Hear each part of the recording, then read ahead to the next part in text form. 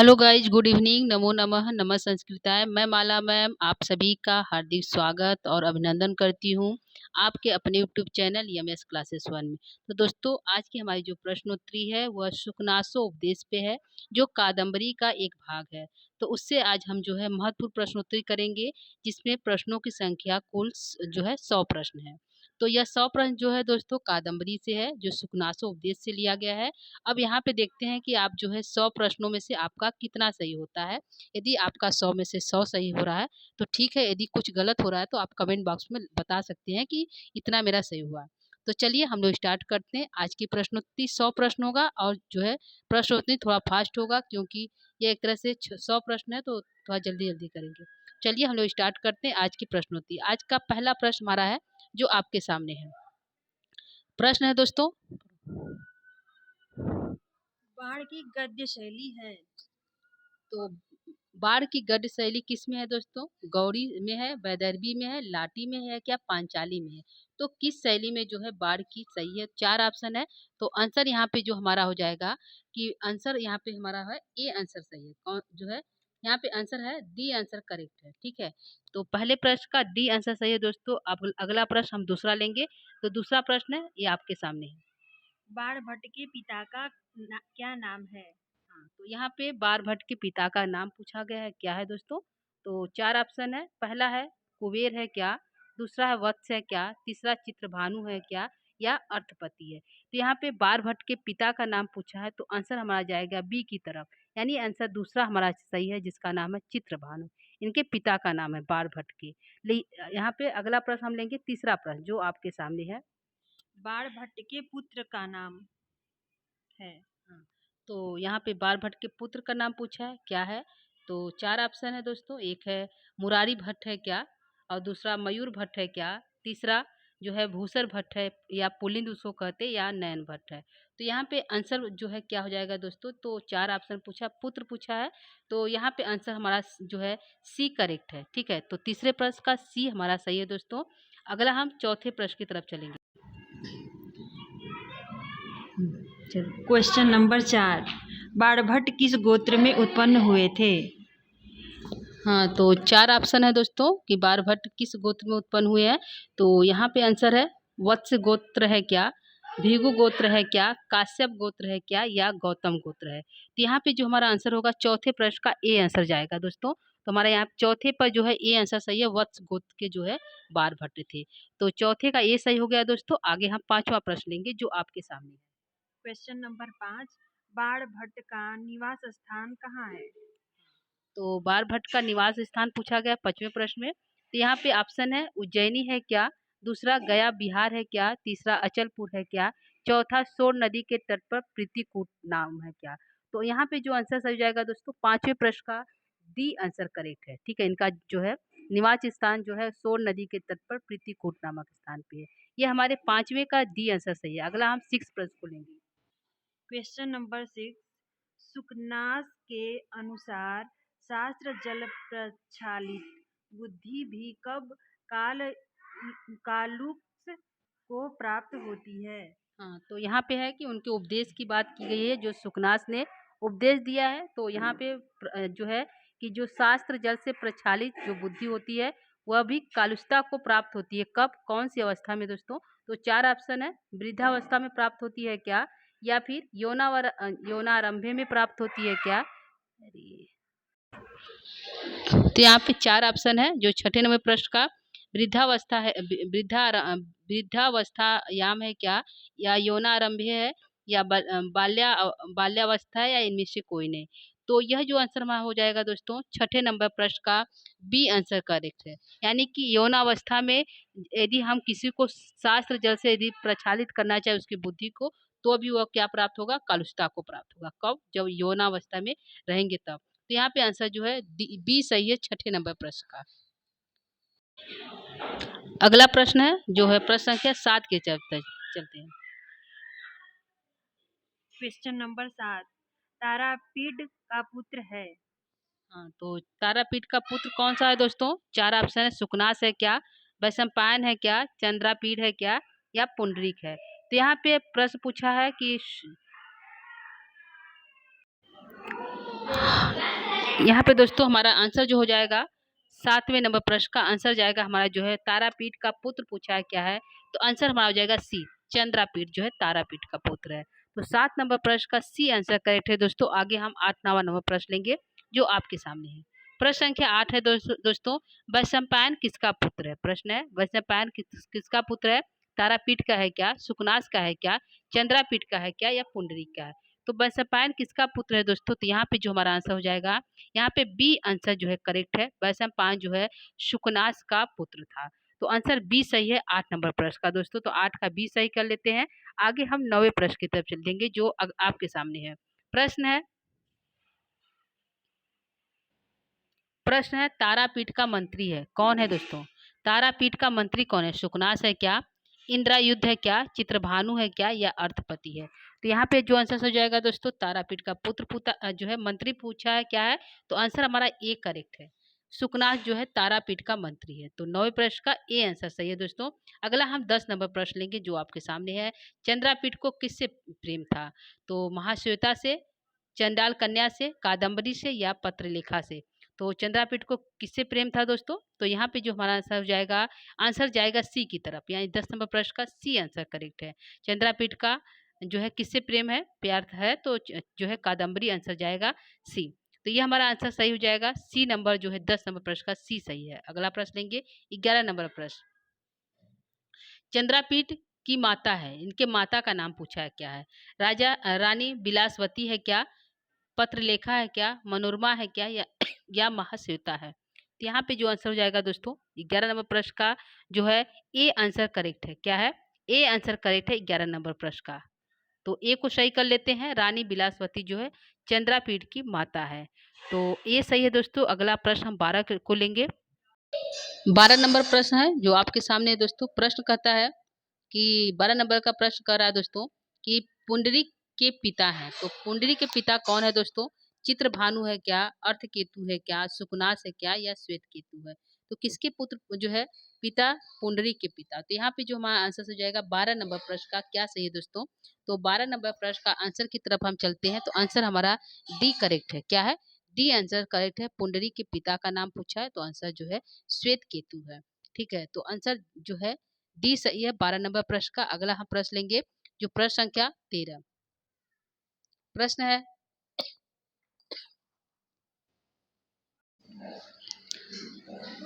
अगला प्रश्न है प्रश्न संख्या 13 है।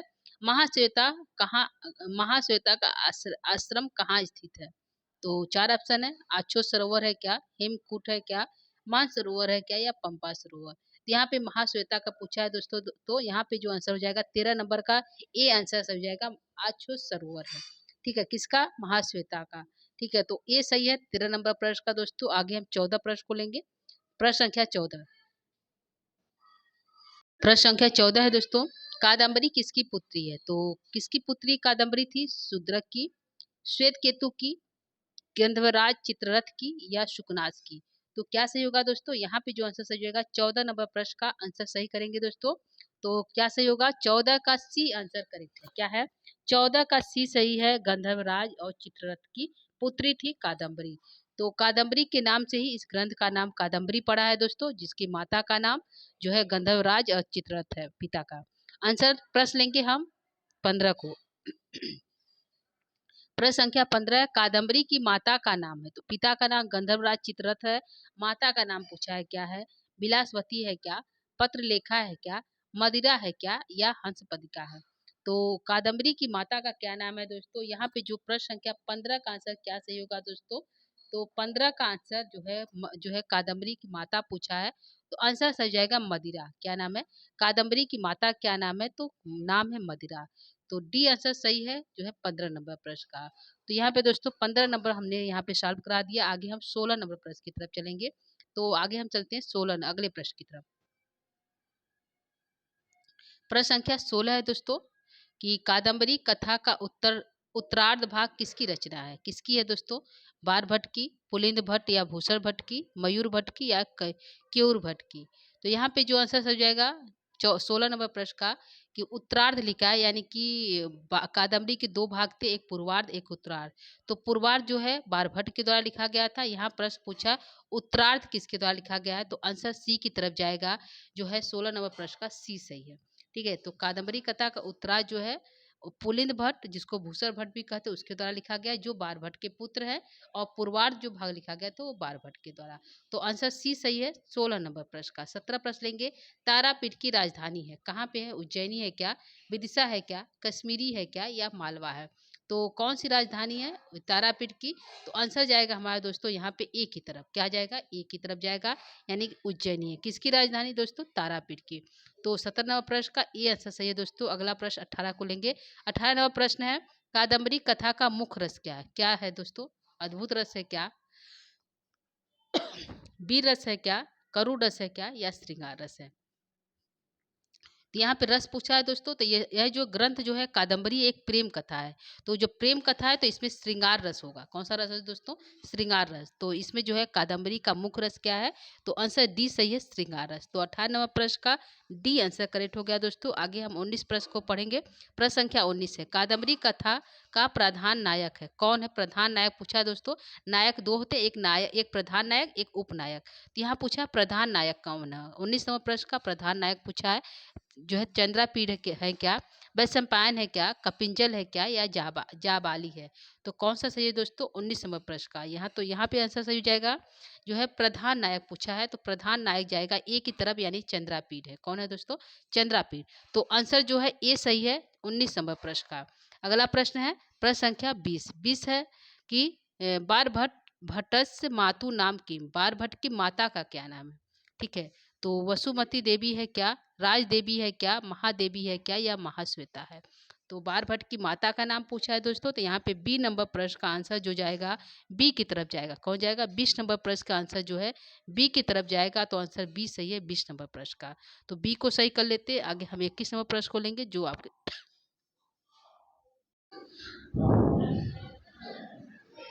यहाँ पे 21 नंबर प्रश्न है, शूद्रक पूर्व जन्म में क्या था? तो शूद्रक जो है पूर्व जन्म में क्या था? तो शूद्रक जो राजा थे उनके 3 जन्म हुए थे। तो जो है शूद्रक पूर्व जन्म में क्या था? तो चंद्रापीठ था। उसके जो है उससे पहले क्या था? तो चंद्र था, चंद्रमा चंद्रापीठ, फिर शूद्रक हुआ। उसी के बाद पूछा कि जो है शूद्रक पूर्व जन्म में क्या था? तो आंसर क्या सही होगा? तारापीठ, वैशंपायन, कपिंजल, या चंद्रापीठ? तो शूद्रक पूर्व जन्म में जो था चंद्रापीठ था। क्या था? चंद्रापीठ था। और वैशंपायन पूर्व जन्म में जो उसके जब शूद्रक हुआ तो उसके समय वैशंपायन जो है शुक का जो है रूप धारण करके जन्म हुआ। तो शुक और शूद्रक एक साथ हुए, चंद्रापीठ और वैशंपायन एक साथ हुए। ठीक है, तो यह है इन लोग का जन्म, 3 जन्मों की कहानी है जो है शूद्रक नामक कथा में। तो 21 नंबर प्रश्न का दोस्तों सी आंसर सही है। अगला हम चलेंगे जो है 22 नंबर प्रश्न की तरफ। प्रश्न है, बारभट्ट की कादम्बरी क्या है? क्या है दोस्तों? कथा है क्या, मुक्तक है क्या, आख्यायिका है क्या, या महाकाव्य है? तो बारभट्ट की जो कथा है कादम्बरी क्या है? तो ये कथा है। क्या है दोस्तों? एक कथा है। तो आंसर ए की तरफ जाएगा। कादम्बरी क्या है? एक कथा है जो बारभट्ट की रचना है। इसमें कादम्बरी जो है नायिका है और नायक जो है चंद्रापीठ है। तो यहाँ पे आंसर जो है ये सही है दोस्तों। अगला हम 23 नंबर प्रश्न को लेंगे। प्रश्न संख्या 23 है।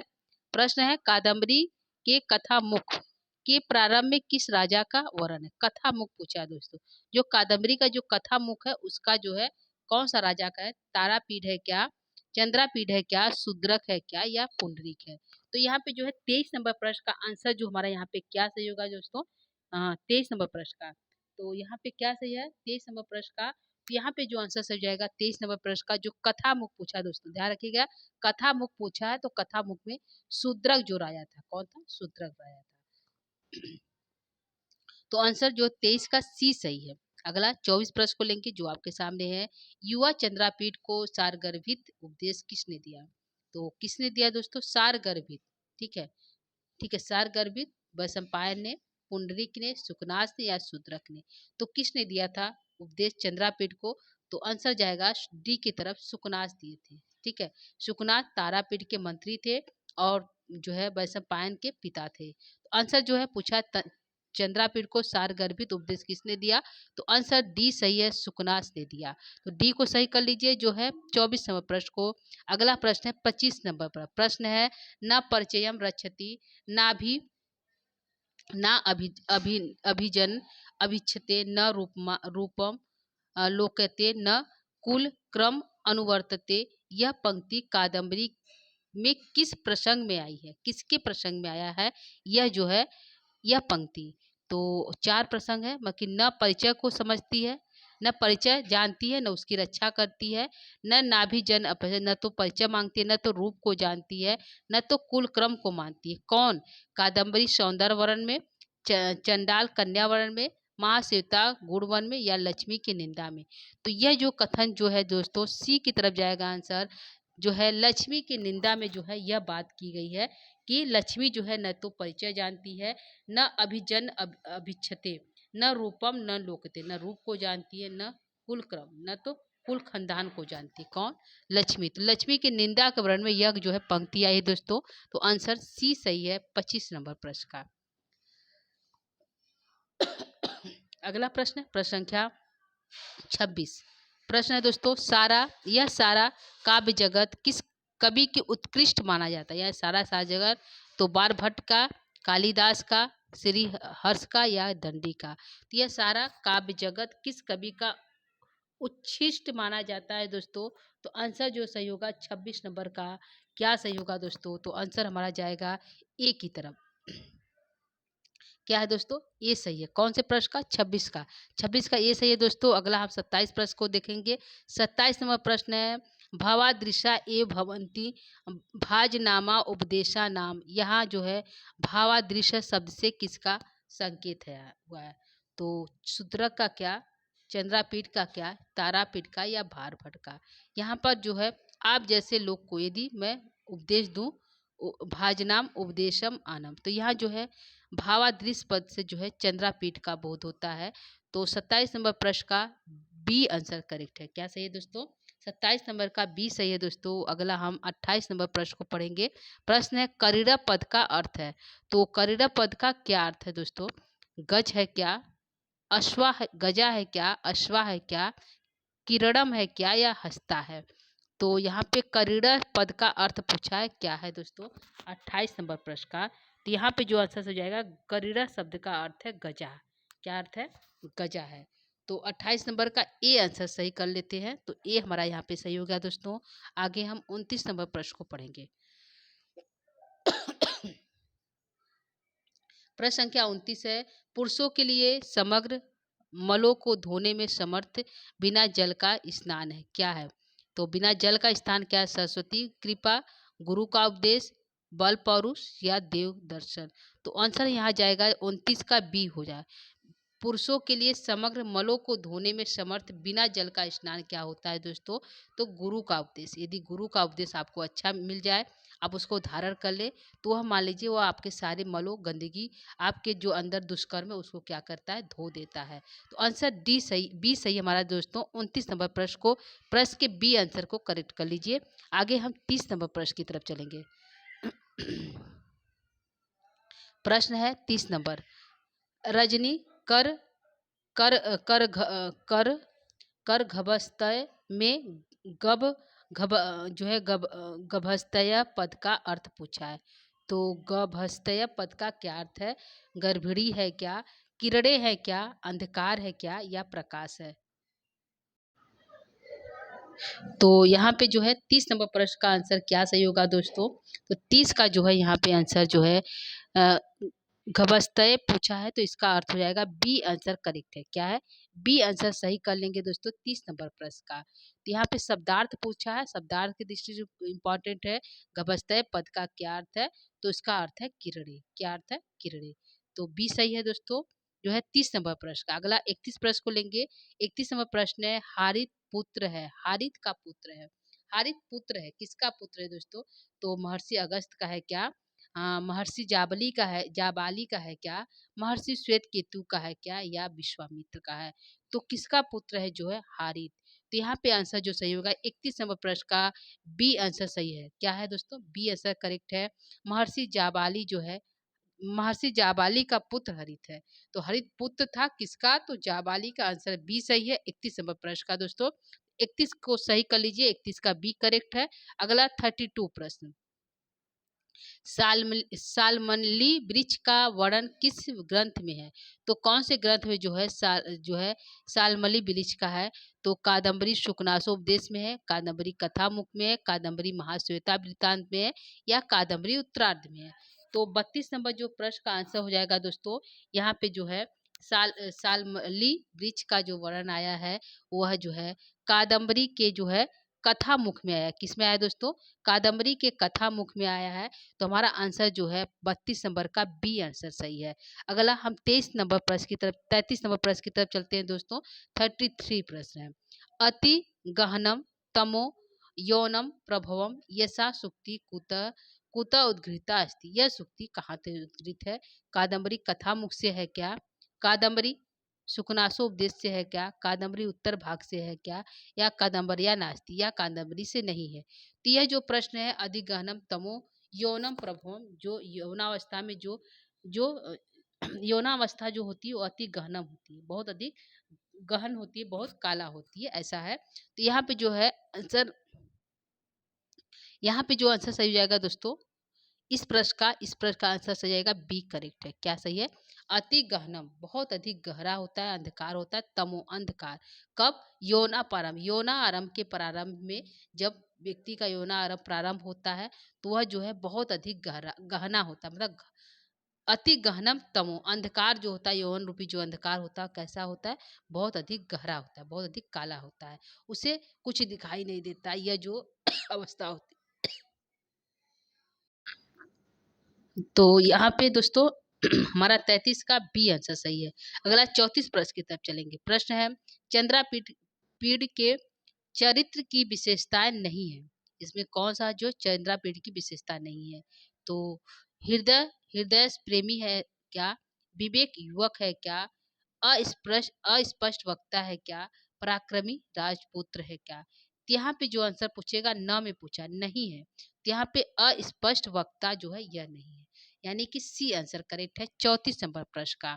34 का सी सही है। अगला हम 35 प्रश्न को लेंगे। 35 प्रश्न है, बाड़ी व, वाड़ी वाड़ो जो है वाड़ी वाड़ो बभुव इति कथनम कश अस्ति। यह कथन कहाँ से लिया गया है? इति कथनम कस अस्ति, यह कथन कहाँ से लिया गया है? गोवर्धना कस गोवर्धनाचार्य जी ने लिया है क्या? जयदेव से है क्या? जो है राजशेखर से है क्या? या चंद्रदेव से है क्या? तो यहाँ पे जो 35 नंबर प्रश्न का यहाँ पे आंसर सही होगा दोस्तों। यहाँ पे जो है प्रश्न जो है 35 का आंसर ए की तरफ जाएगा। क्या सही है? ए सही है। यानी कि बाड़ी बाबा बुआ किसने कहा था, किसका कथन है? तो गोवर्धनाचार्य यानी गोवर्धनाचार्य का जो है कथन है। तो 35 का ए आंसर सही है दोस्तों। अगला प्रश्न है प्रश्न संख्या 36, बारह कवि नाम इह कवि नाम इह चक्रवर्ती, यह किसका कथन है? सोढल का है क्या? चित्रिलोचन का है क्या? धर्मदास का है क्या? या मयंक का है क्या? तो क्या सही है दोस्तों? 36 नंबर प्रश्न का। तो 36 नंबर प्रश्न का यहाँ पे जो आंसर सही हो जाएगा यह वारी कवि नाम इह चक्रवर्ती, जो ए आंसर की तरफ जाएगा, यानी 36 नंबर प्रश्न का ए सही है। तो ये सही कर लीजिए दोस्तों 36 नंबर प्रश्न का। अगला प्रश्न है 37 नंबर प्रश्न है, वारस्तु पंचा आननम, यह किसका कथन है? तो वारस्तु पंचा आननम जो है मयंक का है क्या? चंद्रदेव का है क्या? राजशेखर का है या गोवर्धन दास का है? तो यहाँ पे जो आंसर सही है 37 नंबर प्रश्न का दोस्तों, तो यह आंसर जाएगा हमारा बी की तरफ। क्या जाएगा? बी की तरफ, यानी बी आंसर सही है। वारस्तु पंचा आननम, आनंद किसका? चंद्रदेव का। तो किसका आनंद? चंद्रदेव का। तो यहाँ पे जो है बी आंसर सही है दोस्तों 37 नंबर प्रश्न का। तो बी का सही कर लीजिए 37 नंबर प्रश्न। अगला प्रश्न है 38। प्रश्न है, अपरिणामो परिणाम उपसमो दारुरो लक्ष्मी मद, यह सूक्ति कहाँ से उद्गृत है?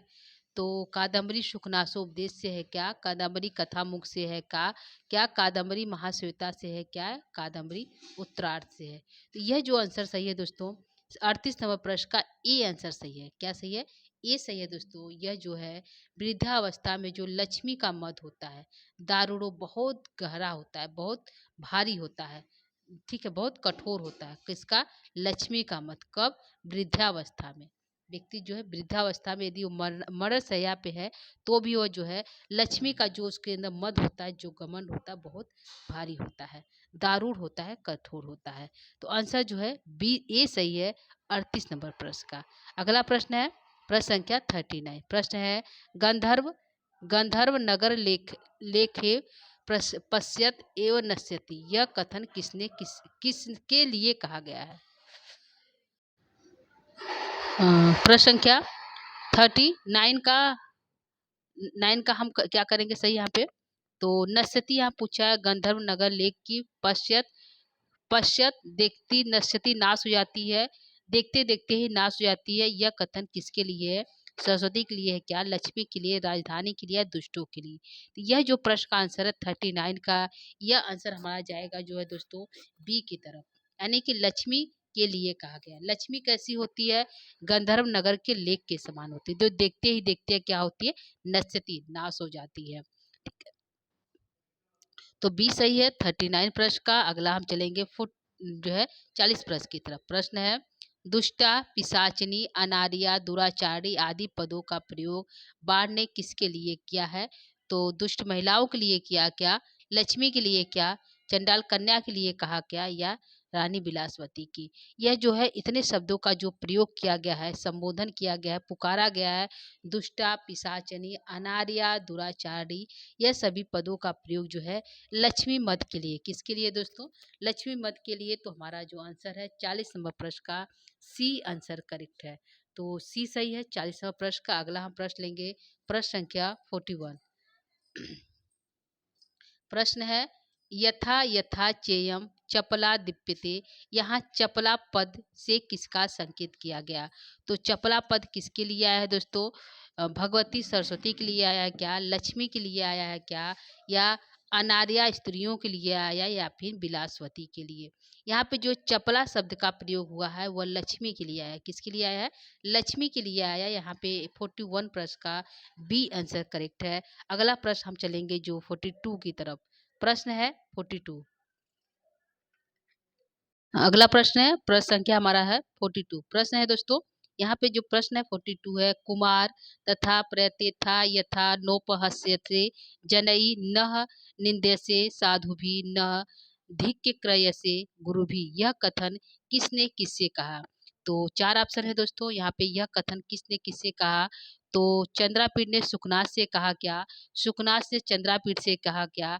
चंद्रापीठ ने सुकनाथ से कहा क्या? या सुकनाथ ने तारापीठ से कहा? तो 42 प्रश्न का यहाँ पे आंसर जो हो जाएगा दोस्तों, 42 का यहाँ पे जो आंसर हो जाएगा वह जाएगा बी की तरफ, यानी बी आंसर करेक्ट है, यानी सुकनाथ ने चंद्रापीठ को यह बात कही। ठीक है, तो बी सही है 42वां प्रश्न को, ये बी 42 का बी सही कर लीजिए। अगले प्रश्न की तरफ चलेंगे जो प्रश्न संख्या हमारा जो है 43। तो 43 को देखते हैं। प्रश्न है दोस्तों, बड़े बूढ़ों के उपदेश को बकवास समझकर कौन उसकी उपेक्षा कर देते हैं? कौन करते हैं दोस्तों जो बड़े बूढ़ों के उपदेश को? तो 4 ऑप्शन है, दुष्ट राजागण करते हैं क्या? सेवकगण करते हैं क्या? सैनिकगण करते हैं क्या? या चंद्रापीठ करते हैं? तो यहाँ पे जो है बूढ़े जो है बड़े बूढ़ों के उपदेश को बकवास समझकर उसकी जो उपेक्षा करता है वह दुष्ट राजागण करते हैं। कौन करते हैं? दुष्ट राजागण। तो हमारा आंसर जो है ए की तरफ जाएगा, 43 का ए आंसर सही है। अगला प्रश्न है प्रश्न संख्या 44 है। प्रश्न है न न प्रणम अस्ति देवताभ्य न पूजयन्ति द्विजातीन न मानयन्ति मान्यान न अभ्युति तिष्ठति गुरून्, इन पंक्तियों में किसका वर्ण है? तो किसका वर्ण इसमें किया गया है? तो जो है ऑप्शन 4 है, राजाओं का वर्णन है किया गया है क्या? सेवकों का वर्णन किया गया है क्या? देवताओं का वर्णन किया गया है क्या? या फिर विद्वानों का?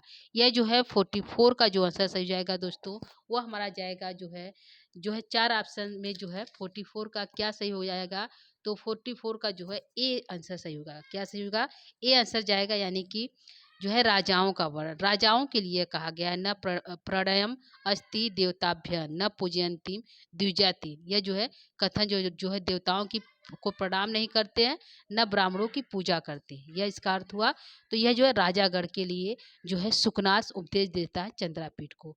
तो यह जो है 44 का ए आंसर सही है। अगला प्रश्न है प्रश्न संख्या 45। यहाँ पूछा ईश्वर शब्द का पद का अर्थ है, तो क्या है? सर है क्या, बाढ़ है क्या, तीर है क्या, या उपयुक्त सभी है? तो ईश्वर जो पद का अर्थ हो जाएगा यहाँ पे हो जाएगा डी आंसर सही जाएगा, उपयुक्त सभी है। क्या सही है? ईश्वर जो पद का अर्थ है वह उपयुक्त सही सभी सही है। तो 45वां प्रश्न का डी आंसर करेक्ट है। अगला प्रश्न लेंगे 46वां प्रश्न। अगला प्रश्न हमारा है प्रश्न संख्या 46। प्रश्न है दोस्तों कि कुलिराह इव त्रियंकम त्रियंक परिभ्रमति। यहाँ कुलिर पद का क्या अर्थ है? जो कुलिरा है जिसके समान जो भ्रमण करता है, तो उसका क्या अर्थ है? कुलिर पद का क्या अर्थ पूछा है। तो यहाँ पे जो है 4 ऑप्शन है। ऑप्शन ए कुम्हार, ऑप्शन बी कद्दू, ऑप्शन सी केकड़ा, ऑप्शन डी सर्प। इसमें ऑप्शन सी। यहाँ पे जो आंसर सही होगा दोस्तों 46 का 46 का आंसर जो जाएगा सी की तरफ, यानी कि कुलिरा जो शब्द आया है वह केकड़ा के लिए आया है। अगले प्रश्न की तरफ चलेंगे। प्रश्न संख्या हमारा जो जाएगा 47। प्रश्न है जो आपके सामने देखिए। खद्योत्पद का अर्थ है। हाँ, खद्योत्पद पद का क्या अर्थ है ये बताइए फ्रेंड। ऑप्शन ए है आकाश, ऑप्शन बी है खरगोश, ऑप्शन सी है प्राणी, ऑप्शन डी है जुगनू। हाँ, तो यहाँ पे आंसर जो सही जाएगा 47 का। तो दोस्तों 47 का आंसर जो है डी करेक्ट है। ठीक है, क्या सही है? डी। खगोद जो है खद्योत पद का अर्थ है, शब्दार्थ की दृष्टि से इंपॉर्टेंट है दोस्तों, कुलीरा भी और खद्योत भी, तो इसको ध्यान रखिएगा। इसका अर्थ होता है जुगनू। तो डी आंसर सही है 47 प्रश्न का। अगला प्रश्न है 48। प्रश्न है कदिलिका काम करीड़ी। यहाँ कदिलिका पद का अर्थ पूछा है, क्या है? तो 4 ऑप्शन देखिए। ऑप्शन ए एक पुष्प विशेष, ऑप्शन बी है सरस्वती, ऑप्शन सी है केले का बगीचा, ऑप्शन डी है लक्ष्मी। तो यहाँ पे जो है 48 प्रश्न का क्या आंसर सही है दोस्तों? तो 48 का जो सही है यहाँ पे हो जाएगा प्रश्न संख्या सी सही है। कदिलका यानी जो है केले के लिए है, केले की बगीचे की तरह है। तो कदिलका पद का जो अर्थ होगा उसका अर्थ है केले का बगीचा। तो 48 का सी आंसर सही है दोस्तों। अगला प्रश्न है प्रश्न संख्या 49।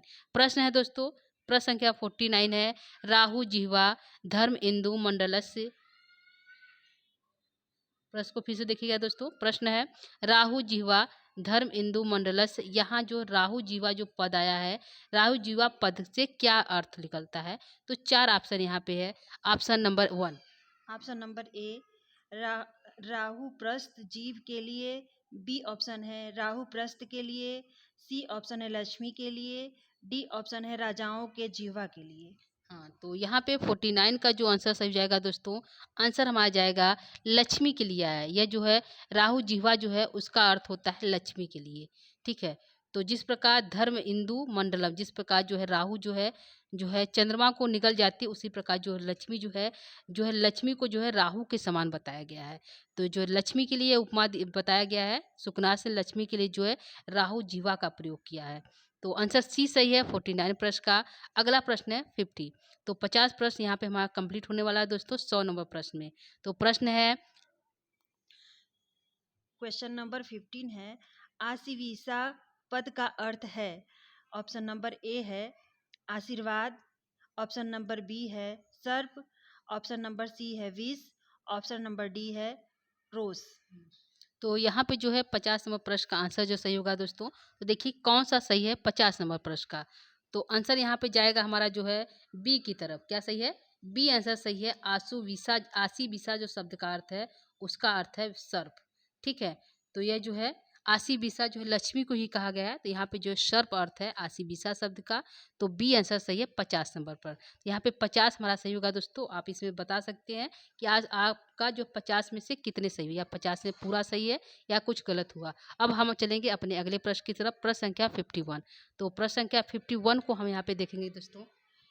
क्वेश्चन नंबर 51 भीम किस राक्षसी पर मोहित हुए थे? 15 क्वेश्चन नंबर 51 का ऑप्शन है। Option number 1 A Surpanakha, option number B Hidiba Hidimba, option number C Heramba, option number D हाड़ंबिका। हाँ, तो यहाँ पे जो आंसर सही हो जाएगा दोस्तों 51 का आंसर जो जाएगा वह जाएगा बी की तरफ। यानी कि हिडिंबा जो है भीम जो थे, जो पांचों पांडव के भाई थे, जो दूसरे नंबर के युधिष्ठिर के बाद भीम थे, वह जो है एक राक्षसी से उस पर मोहित हुए थे, उसका नाम था हिडिंबा। तो इस सुकनास उपदेशों में जो हिडिंबा और जो है भीम का जो है जो है आया है, चर्चा आया है। तो जो है यहाँ पूछा है किस पर मोहित थे, तो हिडिंबा पर मोहित थे। तो आंसर जो है बी हमारा सही हो जाएगा दोस्तों 51 प्रश्न का। अब हम जो है अगले प्रश्न की तरफ चलेंगे, प्रश्न संख्या 52।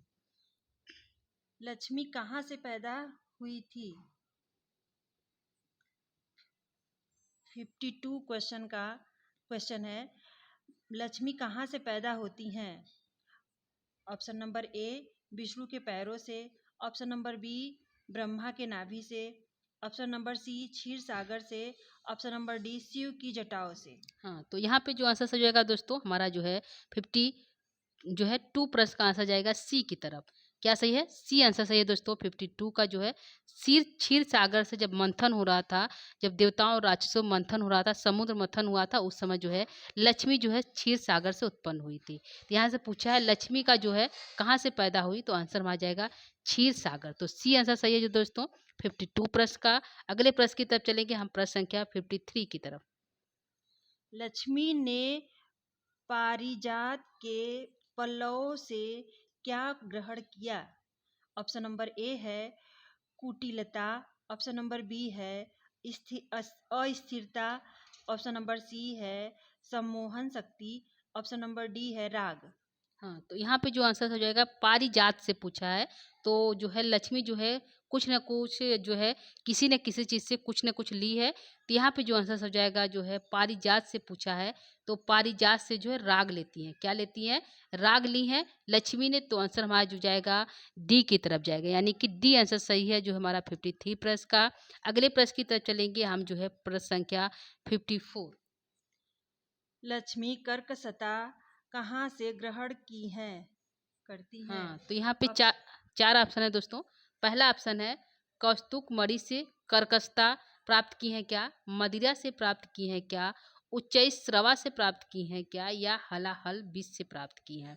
तो जो है कौस्तुक मणि भी दोस्तों समुद्र से ही प्राप्त हुआ है, मदिरा भी समुद्र से ही प्राप्त निकला था, हलाहल विष भी समुद्र से प्राप्त हुआ था, उच्चई स्रवा भी जो है घोड़ा भी जो है समुद्र से प्राप्त हुआ था। यहाँ से पूछा है कर्कशता जो है जैसे राग ली थी जो है परिजात पल्लवों से, तो कर्कशता कहाँ से ली है, यह प्रश्न पूछा है। तो यहाँ पे जो आंसर सही होगा 54 का आंसर सही है, ए आंसर सही है। क्या सही है? कौस्तुक मणि से जो है लक्ष्मी ने जो है कर्कशता जो है प्राप्त की है। तो ए को सही कर लेते हैं हम दोस्तों 54 प्रश्न का।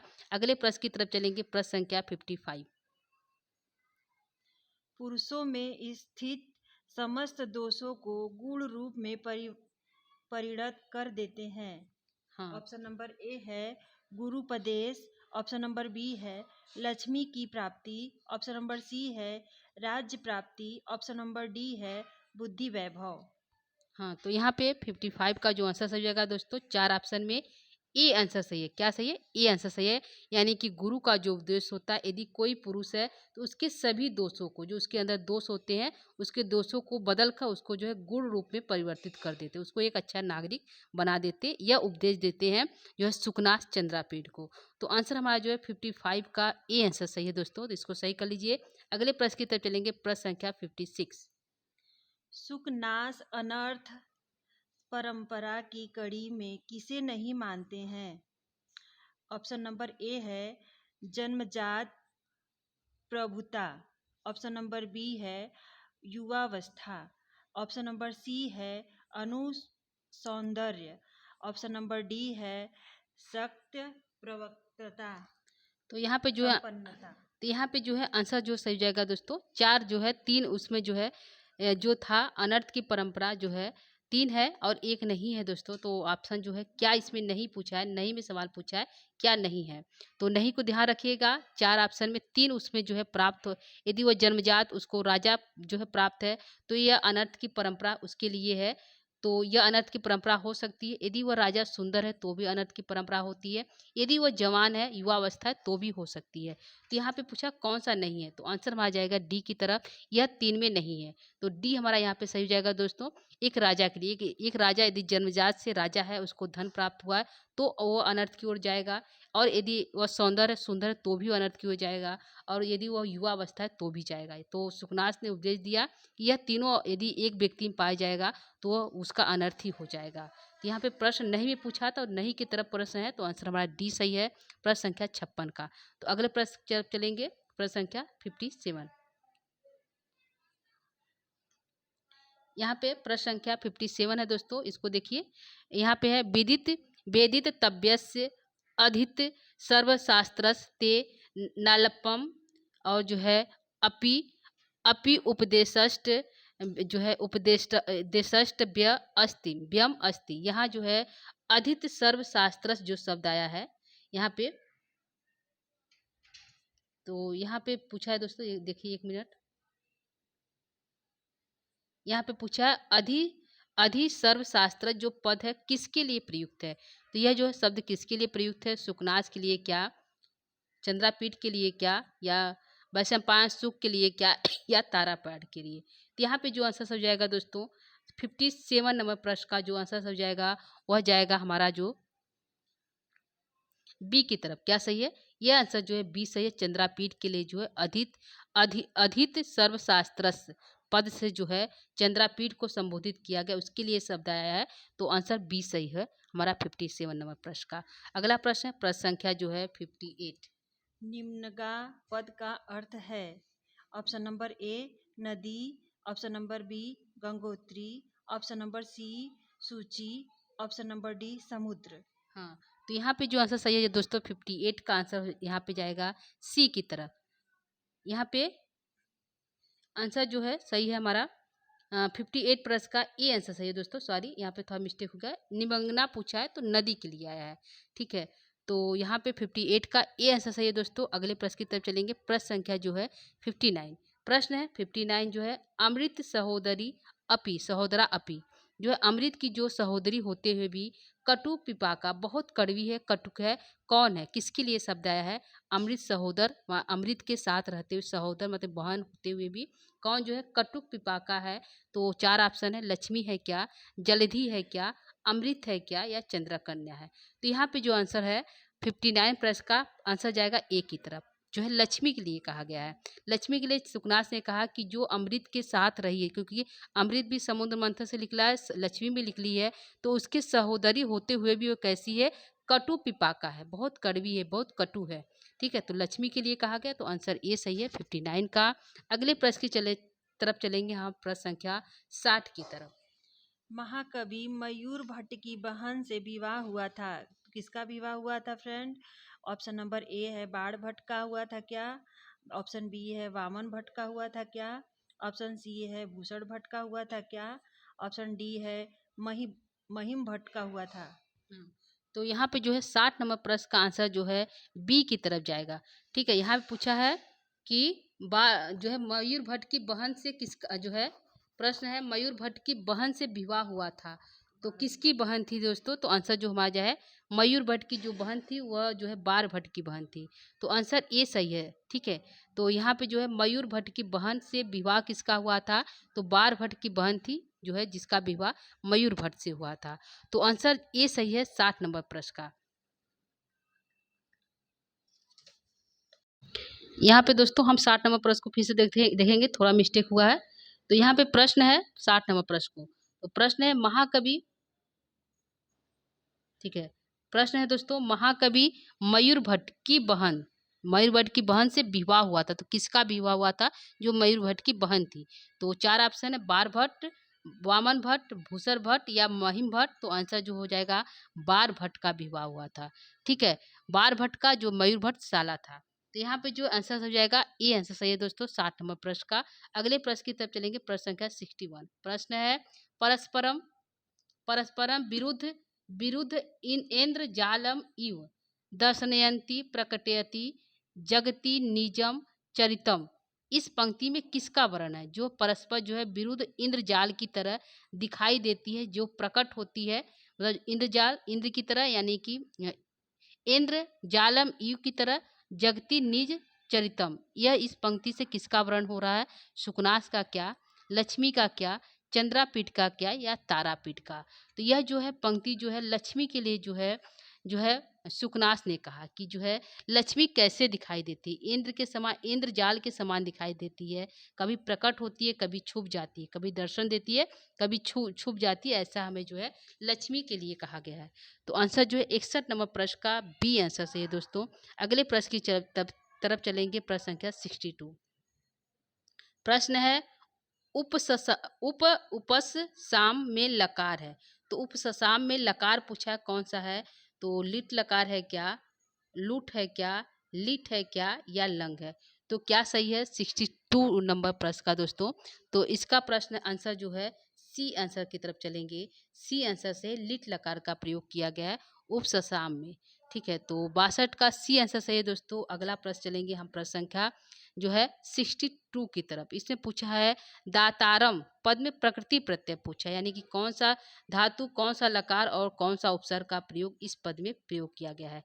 तो प्रकृति प्रत्यय पूछा है दातारम में दा त्रिच द्वितीया विभक्ति बहुवचन है क्या, दा अम प्रथमा विभक्ति एक वचन है क्या, जो है दा त्रिच द्वितीया एक वचन है, या दाई घई प्रथमा बहुवचन है क्या? तो यहाँ पे क्या आंसर सही होगा दोस्तों? 63 नंबर प्रश्न का जो आंसर जाएगा सी आंसर सही है। क्या है? दा दा धातु त्रिच और जो है और द्वितीय विभक्ति एक वचन में जो है दातारम बनता है। ठीक है, तो आंसर जो है 63 का सी आंसर सही है दोस्तों, तो इसको सही कर लीजिए। अगले प्रश्न की तरफ चलेंगे, प्रश्न संख्या जो है 64 की तरफ। वारी शब्द का तृतीय एक वचन में रूप होगा। ऑप्शन नंबर ए वारेड़, ऑप्शन नंबर बी वारिड़ा, ऑप्शन नंबर सी वारिया, ऑप्शन नंबर डी वारिसा। हाँ, तो यहाँ पे जो है पूछा है 64 नंबर प्रश्न का वारी, वारी का पूछा है, क्या पूछा है? तृतीया एक वचन में रूप पूछा है। तो क्या सही होगा दोस्तों? तो यहाँ पे जो आंसर हमारा सही जाएगा वो जाएगा जो है 64 नंबर प्रश्न का जो है ए आंसर सही है। क्या है? वारेड़ है। क्या है? वारेड़ जो होगा, वारी का तृतीया एक वचन में वारेड़ बनता है। तो 64 नंबर प्रश्न का ए आंसर सही है दोस्तों, तो इसको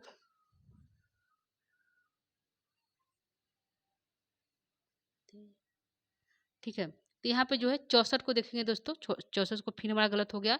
इसको देखेंगे, वारी का पूछा है तृतीया एक वचन में, तो यहाँ पे बी आंसर सही होगा, जिसका आंसर है वारिड़ा।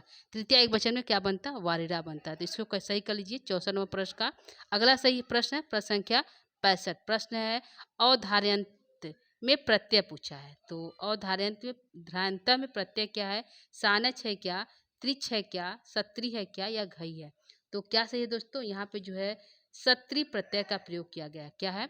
अवधार्यतः में जो है प्रत्यय पूछा है, तो आंसर सी सही है। 65 नंबर प्रश्न का सी आंसर सत्री प्रत्यय का प्रयोग किया गया है। अगला प्रश्न है प्रश्न संख्या 66 है। ग्रहिर इव गृहन्ते मैत्री वाप्यस्यन्ते पिशाचई इव ग्रस्यन्ते इत्यादि स्थलों में अलंकार का कौन सा प्रयोग किया गया था? यानी कि यू सब में आया है दोस्तों, यहाँ पे गरीब यहाँ पे आया है, यहाँ पे भी आया है, तो इसमें कौन सा प्रयोग किया गया है? रूपक अलंकार का प्रयोग किया गया है क्या, उत्प्रेक्षा किया गया है क्या, निदर्शना है क्या, या उपमा है? तो क्या सही है दोस्तों? तो यहाँ पे जो आंसर सही होगा प्रश्न संख्या 66 का बी सही है। यहाँ पे उत्प्रेक्षा अलंकार का प्रयोग किया गया है। तो 66 का हम बी सही कर लेते हैं। अगले प्रश्न की तरफ चलेंगे, प्रश्न संख्या 67।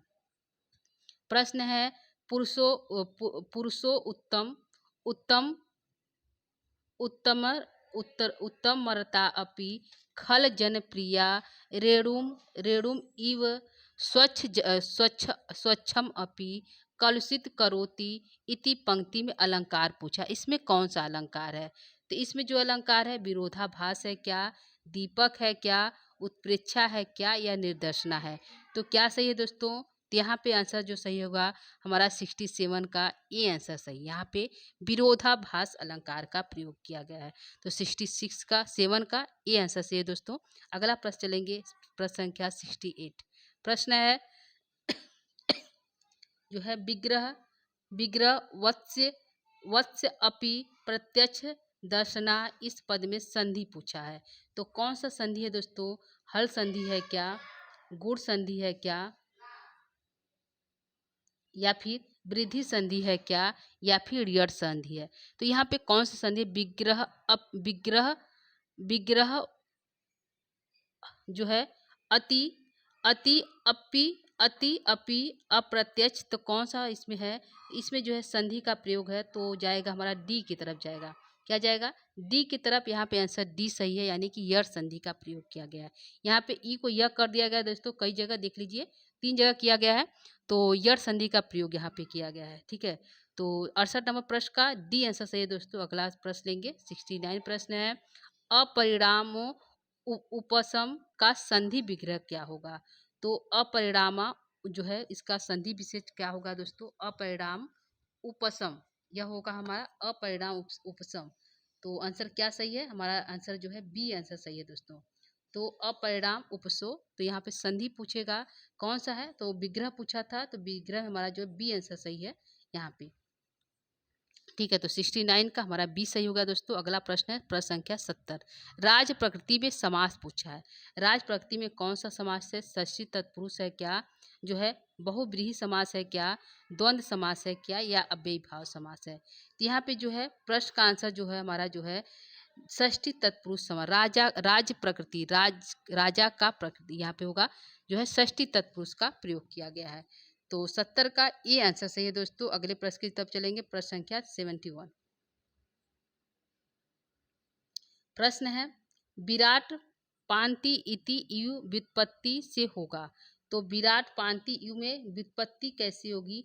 बिटपा, बिटकाह, बिटकान या बिटाया? तो यहाँ पे क्या सही हो जाएगा दोस्तों? यहाँ पे जो आंसर सही जाएगा 71 का ए आंसर सही। विराट पांति इति, इस व्युत्पत्ति से क्या होगा? तो बिटपा बनेगा। क्या बनेगा? इससे जो है यह जो विग्रह है, इससे कौन सा शब्द बना दोस्तों? तो इससे जो शब्द बना हमारा बिटपा बना। तो आंसर ए सही है, जो 71 नंबर प्रश्न का। अगले प्रश्न की तरफ चलेंगे, प्रश्न संख्या 72 है। प्रश्न यहाँ पे 72 है। प्रश्न है सुकनासो उपदेश में मुख्य प्रतिपाद्य विषय क्या है? मतलब मुख्य विषय क्या है दोस्तों? तो ऑप्शन 4 है द्रुत कीड़ा है क्या, राज्य जो है संचालन है क्या,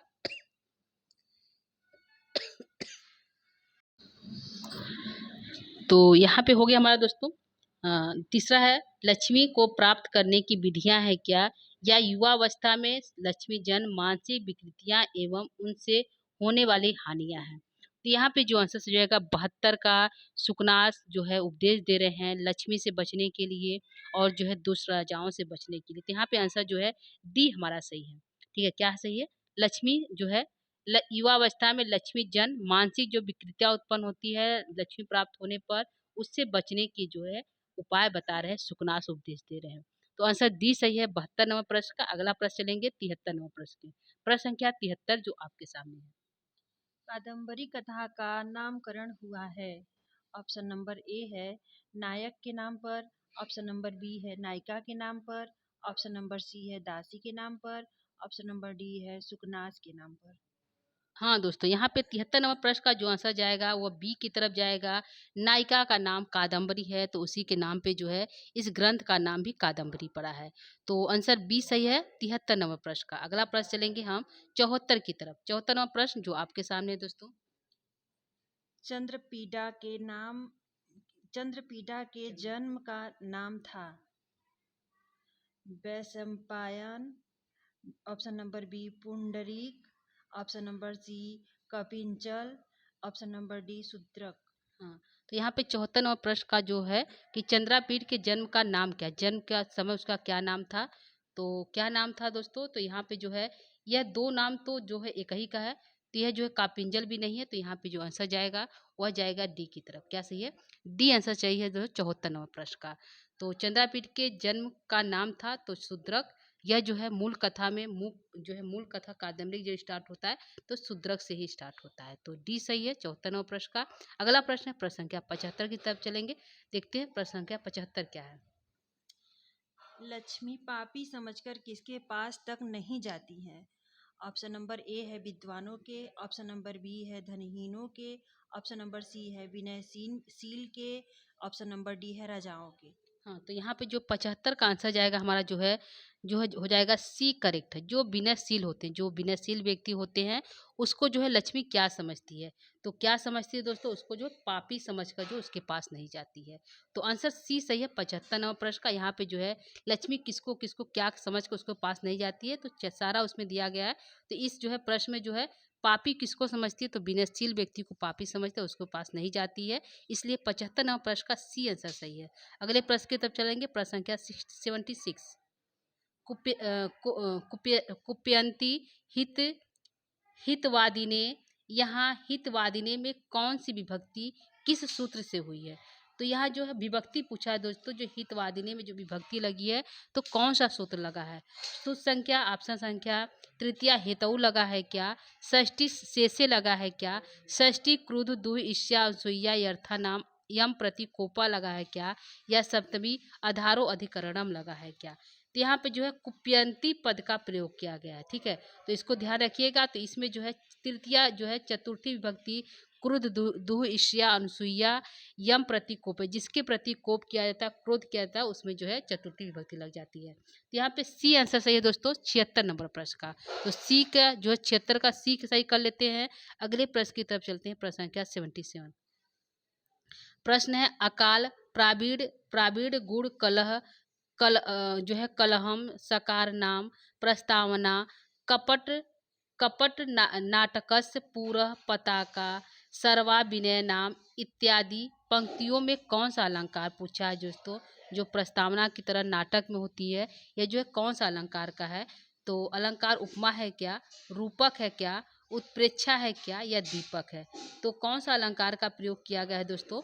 तो अलंकार का जो यहाँ पे रूपक अलंकार का प्रयोग किया गया है। 77 प्रश्न में इस पंक्ति में रूपक अलंकार का प्रयोग किया गया है। तो इसको ध्यान रखिएगा, इंपॉर्टेंट प्रश्न है जो है 77 का बी आंसर सही है। अगला प्रश्न है 78 प्रश्न की तरफ चलेंगे। प्रश्न संख्या 78 है, इसको देखिए क्या है। समुद्र मंथन से लक्ष्मी सहित कितने रत्न निकले थे?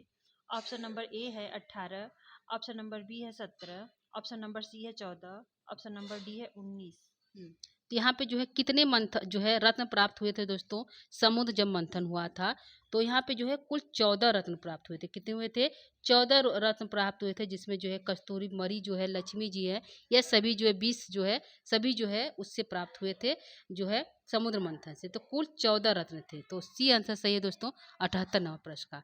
अगला प्रश्न है प्रश्न संख्या जो है 79 को देखिए शब्दार्थ की दृष्टि से। असीधारा पद का अर्थ है? ऑप्शन नंबर ए है तलवार की धार, ऑप्शन नंबर बी है जलधारा, ऑप्शन नंबर सी है लक्ष्मी की चंचलता, ऑप्शन नंबर डी है समुद्र प्रवाह। हाँ, तो यहाँ पे जो आंसर सही है असी धारा पूछा है दोस्तों। तो असी धारा पद का क्या अर्थ है? तो यहाँ पे आंसर जो सही हो जाएगा 79 का देखते हैं क्या सही है। तो शब्दार्थ की दृष्टि से लक्ष्मी जो है तलवार की धार है। क्या है? असी धारा, असी मतलब तलवार होता है, धार मतलब धारा। तो तलवार की धार जो असी धारा जो शब्दार्थ का है तलवार की धार। तो 79 का ये आंसर सही है दोस्तों। अगले प्रश्न की तरफ चलेंगे। प्रश्न संख्या 80। सरस्वती द्वारा अपनाए गए व्यक्ति को ईर्ष्या के कारण कौन नहीं अपनाती?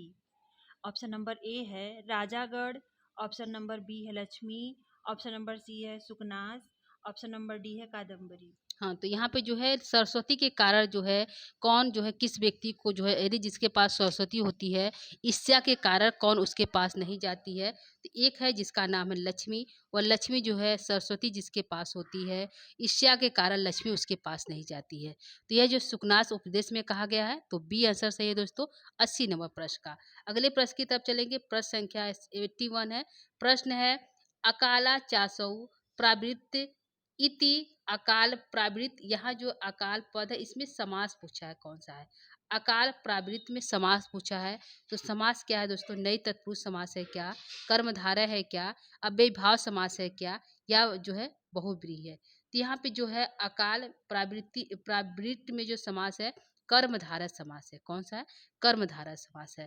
तो यहाँ पे बी आंसर सही है दोस्तों 81 जो है प्रश्न का। अगले प्रश्न की तरफ चलेंगे। प्रश्न संख्या 82 है। प्रश्न है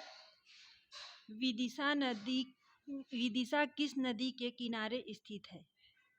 ऑप्शन नंबर ए है वेत्रवती के, ऑप्शन नंबर बी है सरयू के, ऑप्शन नंबर सी है कि गंगा के, ऑप्शन नंबर डी है महानदी के। हाँ, तो यहाँ पे जो है विदिशा जो है किस नदी के किनारे स्थित है दोस्तों? तो यहाँ पे आंसर हो जाएगा ए जाएगा। क्या है? ए आंसर सही है। बेतरवती के नदी के किनारे स्थित है, जिसकी राजधानी विदिशा किसकी राजधानी है दोस्तों? सो शूद्रक की राजधानी है। यहाँ पे तारापीठ की राजधानी पूछा था तो उसकी राजधानी उज्जैनी था। यहाँ पे विदिशा जो है जिसकी राजधानी शूद्रक की राजधानी विदिशा है, जो बेतरवती नदी के किनारे है। तो आंसर ए सही है 82 प्रश्न का दोस्तों। अगले प्रश्न की तरफ चलेंगे हम 83 की तरफ। अगला प्रश्न है 83 प्रश्न को देखिए। चांडाल कन्या किसके समीप आई? क्वेश्चन नंबर 83 है, चांडाल कन्या किसके समीप आई? ऑप्शन नंबर ए है महाश्वेता के, ऑप्शन नंबर बी है कादम्बरी के, ऑप्शन नंबर सी है पुंडरीक के, ऑप्शन नंबर डी है शूद्रक के। हाँ, तो यहाँ पे जो आंसर सही होगा दोस्तों 83 का डी आंसर सही है। क्या सही है?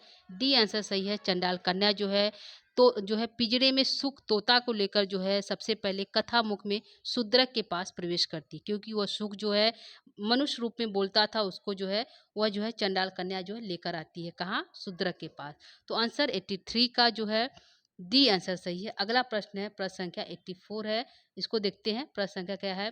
त्रिभुवन प्रसव भूमि इव विस्तृणाड़ विशेषता किसके लिए प्रयुक्त है? यह जो है विशेषता किसके लिए प्रयुक्त है? विदिशा के लिए है क्या? विंध्याटवी के लिए आया है क्या? उज्जैनी के लिए आया है क्या? या हेमकूटी के लिए आया है? तो 84 प्रश्न का क्या आंसर सही है दोस्तों? यह त्रिभुवन प्रसव भूमि यु जो है यह जो है विदिशा के लिए है। यह पंक्ति जो है विदिशा की राजधानी जो शूद्रक की राजधानी उसके लिए पंक्ति प्रयोग है। तो यह जो है 84 का ए आंसर करेक्ट है दोस्तों। अगले प्रश्न की तरफ चलेंगे। प्रश्न संख्या 85 को देखते हैं क्या है। वैश्य वैशंपायन की प्रेमिका थी। ऑप्शन नंबर ए है कादम्बरी, ऑप्शन नंबर बी है महाश्वेता, ऑप्शन नंबर सी है चांडाल कन्या, ऑप्शन नंबर डी है विनीता। हाँ, तो यहाँ पे जो है चंद्रापीठ की राजधानी जो है प्रेमिका जो है कादम्बरी थी दोस्तों। यहाँ पे प्रश्न पूछा है वैशंपायन की प्रेमिका कौन है? तो आंसर जो है बी करेक्ट है। ठीक है, तो यहाँ पे वैशंपायन और चंद्रापीठ दो जो है दोनों दोस्त थे। एक राजकुमार था, एक उसका दोस्त था। तो वैशंपायन की प्रेमिका जो है महाश्वेता थी और जो है चंद्रापीठ की प्रेमिका कादम्बरी थी। तो यहाँ पे आंसर बी सही है 85 प्रश्न का। अगले प्रश्न की तरफ चलेंगे। प्रश्न संख्या 86 प्रश्न है दोस्तों। आगे देखते हैं 86। क्वेश्चन नंबर 86 है, कादम्बरी के वर्णन नहीं है, कादम्बरी में वर्णन नहीं है। ऑप्शन नंबर ए है अच्छोद दसो दस द अच्छोद सरोवर का, पंपा सरोवर का, साल्म साल्मली वृक्ष का, सामली वृक्ष का, देवदारू का। हाँ, तो यहाँ पे चार ऑप्शन दोस्तों। कादम्बरी में किसकी कौन सा वर्ण नहीं है, किसकी विशेषता नहीं है? तो अछोत सरोवर है जो महाश्वेता का सरोवर था। पंपा सरोवर जो है इसका वर्ण है। शामली वृक्ष का भी वर्ण है, किसका नहीं पूछा है। तो यहाँ पे आंसर जो जाएगा हमारा डी की तरफ जाएगा। क्या सही है दोस्तों? डी आंसर सही है। ठीक है, ठीक है। तो यहाँ पे 86 प्रश्न जो है कादम्बरी में किसका वर्ण नहीं है? तो डी का वर्ण नहीं है। पंपा सरोवर का जो है वर्ण उसका भी आया है। अछोत सरोवर का भी वर्ण है और सालमी वृक्ष का वर्ण है। डी को सही कर लीजिए दोस्तों। 86 प्रश्न का आंसर डी सही है। अगला प्रश्न है 87 प्रश्न। प्रश्न संख्या 87 को देखते हैं। वैशंपायन वैशंपायन पूर्व जन्म में था। ऑप्शन नंबर ए है शूद्रक, ऑप्शन नंबर बी है पुंडरीक, ऑप्शन नंबर सी है कुमार पालिक, ऑप्शन नंबर डी है चंद्रापीठ। तो आंसर जो सही हो जाएगा दोस्तों प्रश्न संख्या 87 का आंसर जो जाएगा वैशंपायन पूर्व जन्म में जो था पुंडरिक था। क्या था? पहले पुंडरिक था, फिर जो है यह जो है वैशंपायन बना। वैशंपायन के बाद जो है यह शुक बन जाता है। क्या बन जाता है? शुक बन जाता है। इसलिए जो है पुंडरिक का 3 जन्म होता है। पहला पुंडरिक, दूसरा वैशंपायन और तीसरा शुक। ठीक है, तो इसको ध्यान रखिएगा। इसमें पूछा वैशंपायन से पूर्व किस क्या था, तो पुंडरीक था। वैशंपायन के बाद कौन सा हुआ, तो सुख हुआ। तो दोनों प्रश्न को ध्यान रखिएगा दोस्तों। प्रश्न संख्या 87 का बी आंसर करेक्ट है। अगला प्रश्न है, प्रश्न संख्या जो है 88 है। तुरंगबाड़ किसकी उपाधि है? ऑप्शन नंबर ए बाण भट्ट की, ऑप्शन नंबर बी अभिनव बाड़ की, option number C Ambika Datt Vyas की, ऑप्शन नंबर डी है भवभूति की। तो यहाँ पे जो है तुरंग बाण पूछा है, तो किसकी उपाधि है दोस्तों? तो यहाँ पे आंसर जो है ए की तरफ जाएगा। ठीक है, तो आंसर 88 का ए आंसर सही है। बाण भट्ट को जो है तुरंग बाण की उपाधि प्राप्त है। ठीक है, तो यहाँ पे तुरंग बाण उपाधि किसको प्राप्त है? बाण भट्ट को। तो ई सही है 88 प्रश्न का।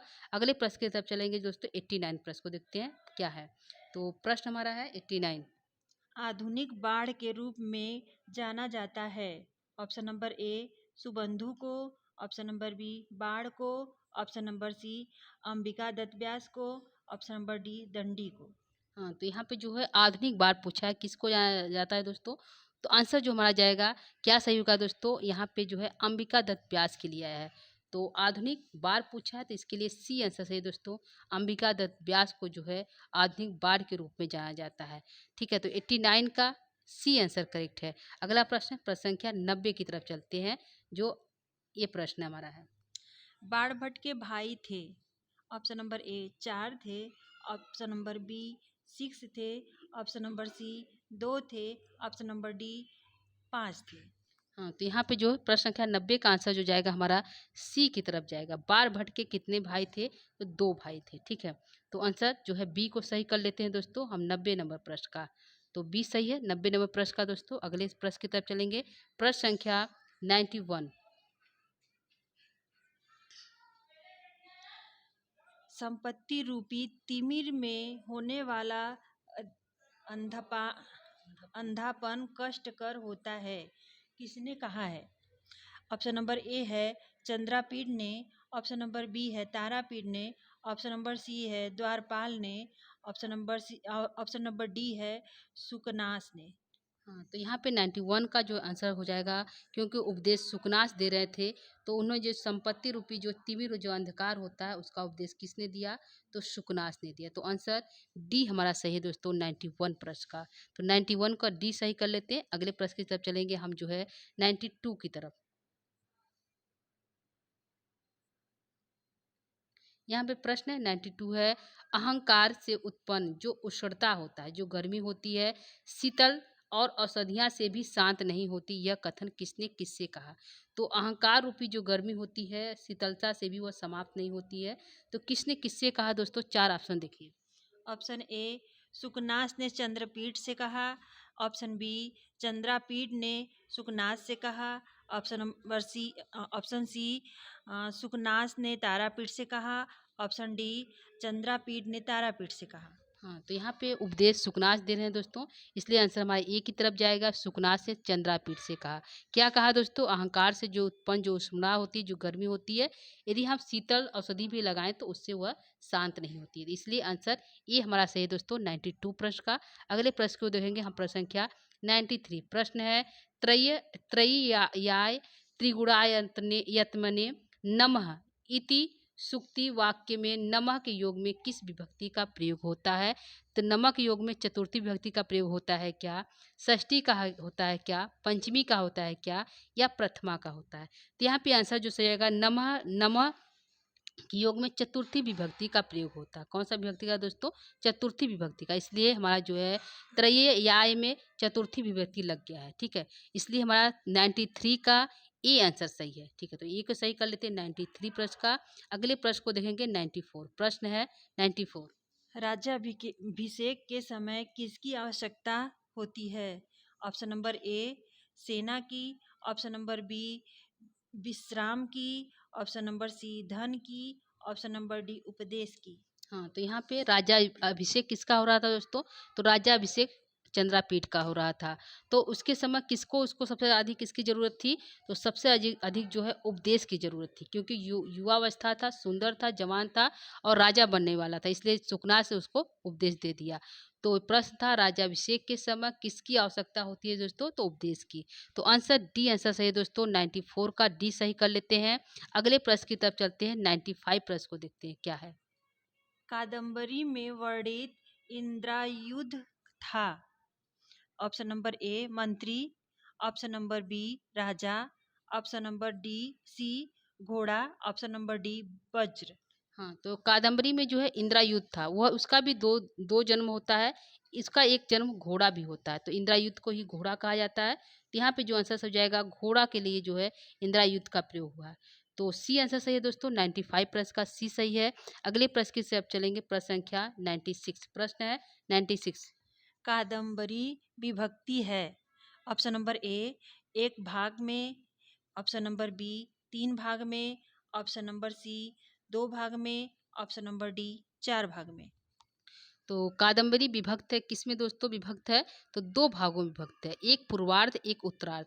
तो पूर्वार्ध भाग की रचना जो है बारभट्ट ने की है, उत्तरार्ध की भूसर भट्ट ने की है। तो यहाँ पे 96 का सी आंसर सही है दोस्तों, दो भाग हुआ था, पूर्वार्ध भाग और उत्तरार्ध। पूर्वार्ध का बारभट्ट ने और उत्तरार्ध का भूसर भट्ट जो उनके पुत्र थे। तो सी को सही कर लेते हैं दोस्तों 96 प्रश्न के। अगला प्रश्न लेंगे, प्रश्न संख्या 97 है। कादम्बरी की कथा का अंत होता है।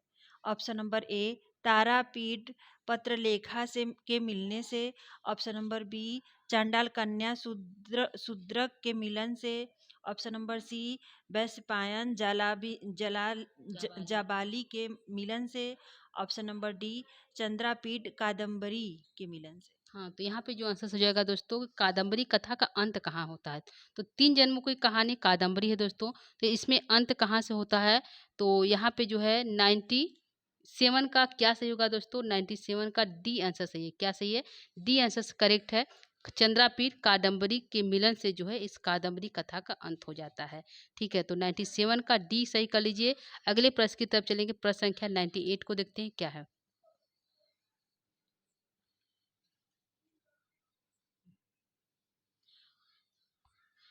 99 99 98 क्वेश्चन नंबर 98 काम पीड़ा में दिवंगत। दिवंगत हो गया था। Tarapeeth, option number A Tarapeeth, option number B Vaishampayan, option number C Pundarik, option number D Dvaipayan. हाँ, तो काम पीड़ा में कौन दिवंगत हो गया था दोस्तों? तो काम पीड़ा में एक ही दिवंगत हुआ था जिसका नाम था हमारा पुंडरीक, जिसके कारण महाश्वेता ने श्राप दे दिया और उसकी मृत्यु हो गई। ठीक है, तो पुंडरीक था, तो पुंडरीक को सही कर लेते हैं दोस्तों 98 प्रश्न का, जिस काम पीड़ा में जो विवश हो गया था, दिवंगत हो गया था। ठीक है, तो बी सी सही है जो है 98 प्रश्न का। अगला प्रश्न को लेंगे हम जो है 99 प्रश्न को। चंद्रपीठ पिता, क्वेश्चन नंबर 99 है चंद्रापीठ पिता के बुलाने पर आता है। ऑप्शन नंबर ए है उज्जैनी में, ऑप्शन नंबर बी है अछोद सरोवर में, ऑप्शन नंबर सी है विदिशा में, ऑप्शन नंबर डी है हेमकूट पर्वत पे। हाँ, तो यहाँ पे चंद्रापीठ को बुलाने पर जो है पिता बुलाते हैं चंद्रापीठ को, जब वो जाते हैं, वो लोग जाते हैं। तो यहाँ पे जो है कहाँ आते हैं? तो उज्जैनी आते हैं, क्योंकि उज्जैनी के राजा ही चंद्रापीठ थे। तो पिता उनके उज्जैनी में थे, तो तारापीठ पिता है चंद्रापीठ के, तो अब बुलाते हैं तो उज्जैनी में आते हैं। तो ये आंसर सही है दोस्तों 99 का। अगला प्रश्न को लेंगे, प्रश्न संख्या जो है आज का हमारा आखिरी है, प्रश्न संख्या 100 को देखते हैं क्या है। चंद्रापीठ का राज्याभिषेक करने की इच्छा किसे हुई? ऑप्शन नंबर ए है वैशंपायन को, ऑप्शन नंबर बी है सुकनास को, ऑप्शन नंबर सी है तारापीठ को, ऑप्शन नंबर डी है कादम्बरी को। दोस्तों ये हमारा आज का अंतिम प्रश्न है। प्रश्न संख्या है चंद्रापीठ का राज्याभिषेक करने की इच्छा किसे हुई? तो उनके पिता को हुई, जिनके पिता का नाम क्या है दोस्तों? पिता का नाम चंद्रापीठ है। तो आंसर हमारा जो है सी की तरफ जाएगा। ठीक है, तो 100 प्रश्न का सी आंसर सही है दोस्तों। ये हमारा जो है सुकनाथ उपदेश का पहली ही पंक्ति है जो चंद्रापीठ को राजा बना जो है तारापीठ चंद्रापीठ को राजाभिषेक करने की इच्छा व्यक्त करता है। पहली लाइन है सुखनाथ उपदेश की। तो हमारा जो है सी आंसर सही है दोस्तों 100 नंबर प्रश्न का। तो ये हमारा जो है 100 प्रश्न उत्तरित समाप्त हो गया दोस्तों। तो यहाँ पे जो है हमने पूरे 100 प्रश्न को सॉल्व कर लिया। तो प्रश्न उत्तरी आप बता सकते हैं दोस्तों कितने आपके सही हुए होंगे 100 नंबर प्रश्न का। और जो है आपको प्रश्न उत्तरी हमारा आज का कैसा लगा? थोड़ा सा हमें दिक्कत होने के कारण दोस्तों यहाँ पे 2 लोग का सहारा लिया गया, जिससे 100 प्रश्नों को यहाँ पे हम सॉल्व कर लिए। तो आपका कितना सही हुआ? यदि आपका 100 में सही 100 सही हुआ तो आप कमेंट बॉक्स में लिखकर बता सकते हैं, ठीक है। और यदि आप चैनल पे पहली बार हैं दोस्तों तो हमारे चैनल को लाइक सब्सक्राइब शेयर अवश्य करिएगा, अपने दोस्तों तक अवश्य पहुंचाइएगा। आज के लिए इतना ही। कल जो है हम जो है आगे की क्लास को लेकर पुनः उपस्थित होंगे। तब तक के लिए आप सभी को यहीं पे जो है क्लास को समाप्त करेंगे। आप सभी से विदा लेंगे। नमो नमः दोस्तों, नमः संस्कृताय, शुभ संध्या, नमस्कार, धन्यवाद। हमारे दोस्त जो पार्टनर है उनको भी थोड़ा सा सुन लीजिए। धन्यवाद बोलो। ओके फ्रेंड, धन्यवाद। शुभ रात्रि।